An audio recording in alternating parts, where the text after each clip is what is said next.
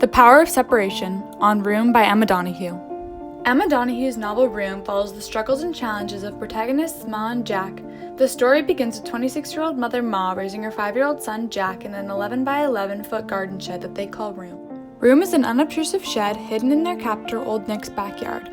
Room consists of very basic necessities, an overhead skylight, and a door locked with a keypad that only Old Nick knows the combination to. Ma gave birth to Jack 2 years into being trapped in Room. Before that, she was very depressed and felt as if her life was over. But when Jack was born, she was given a new energy and purpose to life. She describes him as the best thing, saying things such as, "I was alive again." Although they are both trapped in Room and love each other very much, Ma and Jack undoubtedly juxtapose each other. Jack is immature, but coddled and protected by Ma. Ma, however, is very mature, but unprotected and abused. She also misses the outside immensely, while Jack has only ever known the inside of Room and is quite content to stay there. The story is told through the innocent eyes of 5-year-old Jack, who was raised to believe that the world measured 11 by 11 feet. This is similar to the way that Harper Lee's novel To Kill a Mockingbird is told from the innocent eyes of young Scout Finch. Old Nick, the antagonist, has kept Ma in prison for 7 years and Jack's entire life. He comes into Room almost every night and abuses Ma by calling her names, yelling and swearing at her, and raping her. Although Ma is constantly subject to cruelty at the hands of Old Nick, she is fiercely protective of Jack and keeps him hidden from the abusive monster. One of the most pivotal moments in the story is when Ma and Jack escape from Room. They trick Old Nick into thinking that Jack is dead so that he can go outside and find help. This scene is dramatically ironic because as Jack is pretending to be dead, the audience and protagonists know that he is alive, but Old Nick believes that the little malnourished boy has died. When they escape, it ends their conflict with Old Nick, but also starts a person-to-world conflict between Ma, Jack, and the outside as they attempt to navigate life after trauma. Another crucial and thematic moment is Ma's overdose. This instance is immensely climactic as Ma and Jack are suddenly ripped apart and forced to go through life without each other as Ma recovers. It is especially impactful for Jack, who has never been apart from Ma, let alone in an unfamiliar world. Without her, he feels lonely and abandoned. Jack whispers to himself, "She's not anywhere. I'm all alone in the hurt." Although this is a very lonely time in both their lives, they ultimately learn to live and thrive on their own. Furthermore, while Ma recovers, Jack continues to feel a strong connection with her, and the theme of the emotional bonds of family ties can be seen. When they are apart, Jack feels very lost. However, even without Ma's physical presence, he continues to feel an emotional connection to her. Jack carries around one of Ma's old teeth to feel close to her in a physical way that matches the emotional bond that he feels with the only person he's ever known to be family. Similarly, the recurring theme of the emotional bond of family ties can be seen when Ma and Jack are still in Room. The theme is present when Ma tells Jack about her loved ones on the outside. She has been isolated from her family for 7 years, but even with the physical separation, she still feels a deep emotional bond with her family and misses them dearly. Ma reminisces to Jack about her childhood with her family, saying that she used to go to the playground with Paul and swing on the swings, as well as eat ice cream. Your grandma and grandpa took us on trips in the car, to the zoo, and to the beach. I was there, little girl. Even after all those years, Ma still holds a special place for the bond with her family. Moreover, this theme can be seen in William Shakespeare's Twelfth Night through Viola and Sebastian. The twins spend 3 months apart thinking the other is dead, until one day they reunite in Illyria. To prove that they are related, they recount details of their father's life. My father had a mole upon his brow, and so had mine, and died that day when Viola from her birth had numbered 13 years. Viola and Sebastian prove that they are related through their connections and family ties.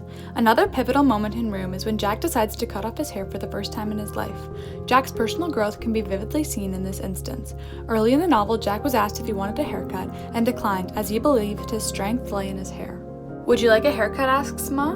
"No, it doesn't hurt. I had short hair before back when I was 19. I shake my head. I don't want to lose my strong. Jack refuses as he thinks that his hair is what makes him strong. Later on, in an impulsive decision, Jack takes a pair of scissors and cuts off most of his hair. "Noreen tells me you've had a haircut." Ma's voice is tiny on the phone. "Yeah, but I still have my strong." Jack has grown emotionally by being on the outside world. He now understands that his strength comes from within, not from his hair. Jack's haircut shows the theme of journey to maturation. We see him mature through his changed opinions and hair.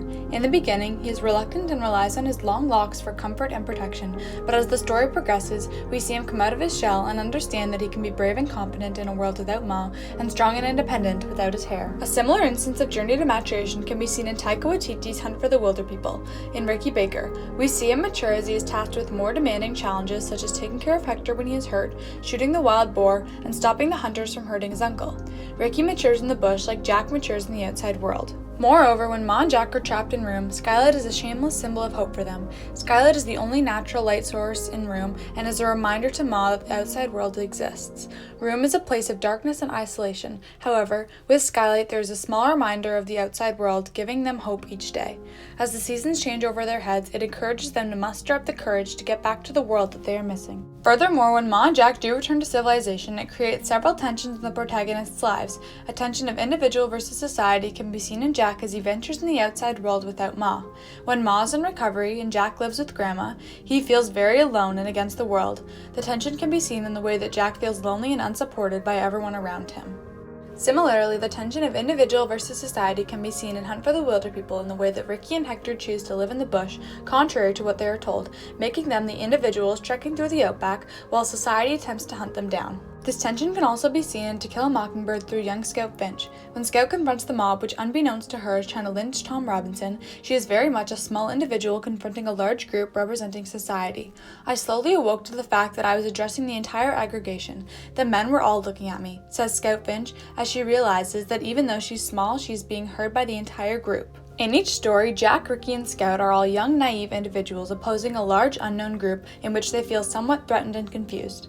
A secondary tension of innocence versus experience can be noticed among Ma and Jack. This tension is particularly visible in their first shower in freedom. When Ma takes her first hot shower in 7 years, it is symbolic of her and Jack's tension of innocence versus experience. I can hardly hear her because she's switched on the shower all crashy. Come on in. I don't know how. It's lovely, I promise. Jack has only ever bathed in his life and is scared and uncomfortable, while Ma is exhilarated and relaxed to be having a hot shower after 7 long and limited years. Similar to this, innocence versus experience can be seen in Hunt for the Wilderpeople through Ricky and Hector. Ricky is new to the bush and is unsure of how to survive in it. Meanwhile, Hector spent his whole life venturing through the forests and is easily the experience to Ricky's innocence. In both situations, young boys must learn how to act in unfamiliar situations among older, more experienced mentor figures. Finally, as the action slows down and the conflict's end, Ma and Jack decide to revisit Room. Doing this gives them closure from the wicked time that they were imprisoned in the ghastly garden shed. The last lines of the novel are a simile representing the trauma that Ma and Jack went through and how they recover. The line states, "I look back one more time. It's like a crater, a hole where something happened. Then we go out the door." By saying "I look back one more time," it symbolizes that Ma and Jack are returning to Room. Jack looks back at his home in prison of 5 years for the last time, just as Ma and Jack return to it one final time. By saying it's like a crater, a hole where something happened, it represents that Ma and Jack will always have a hole in time where they were subject to extreme levels of inhumane cruelty.